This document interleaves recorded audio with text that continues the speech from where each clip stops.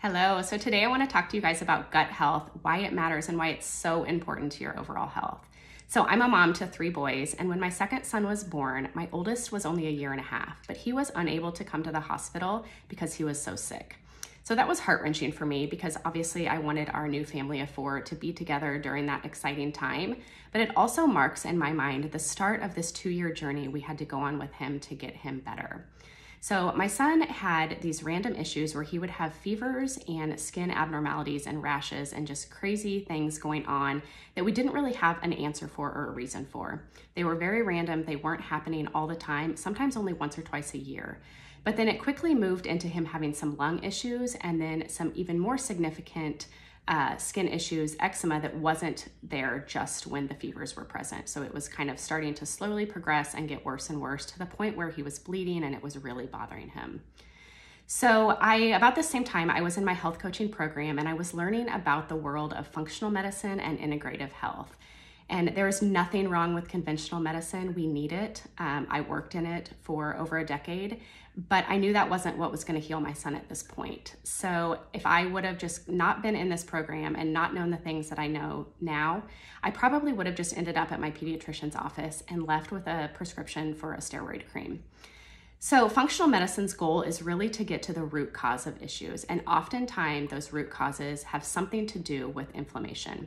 And we're not talking acute inflammation that you get if your body has to fight some sort of an infection or if you fall and scrape your knee. We're talking about chronic inflammation. So chronic inflammation can come from a ton of different reasons and can present very differently depending on the person.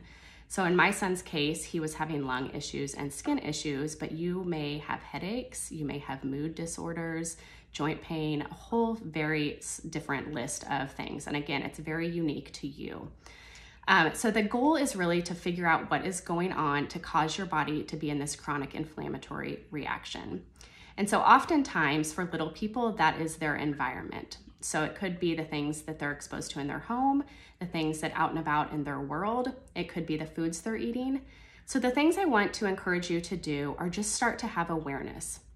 So start thinking about the things that maybe are abnormal or not natural in your home environment. Again, don't worry about them right now. Just begin to have awareness because that really is the key. Just think about when you're flipping over your package of cereal in the morning, do you recognize all the ingredients on that list? If not, your body probably is not recognizing them either, or your little one's body. And if they're not recognizing it as a normal substance, it's going to ignite an inflammatory reaction. And if that happens day after day after day, that's when it's going to turn into a bigger chronic issue. The second thing I want to encourage you to do is maybe just start food journaling. So I think a lot of times people don't think about food being the cause of issues, but it very much plays an important factor in the issues you may be seeing. So an allergy to a food is something that's very severe, often life-threatening, and happens immediately on consuming the food. Food intolerances, which is what we're seeing more of now, is a reaction that's more mild, subtle, and it's something that can display up to 72 hours after eating that food.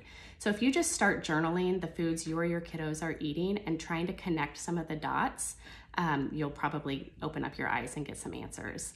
So I have a ton of resources on my website. I would love to help you with this. This is a passion project for me because I saw it work for my son. He healed himself within 1 week. We no longer had eczema and we have not had the lung issues. As long as I'm taking care of him and helping him support his body, we're in great shape. If I start to see some skin stuff coming back, I know it's because I've kind of loosened the reins a little bit and we maybe need to start readdressing it. But I now know the skills I need to take to help him. And most importantly, to teach him so that he can help himself as he gets older and grows.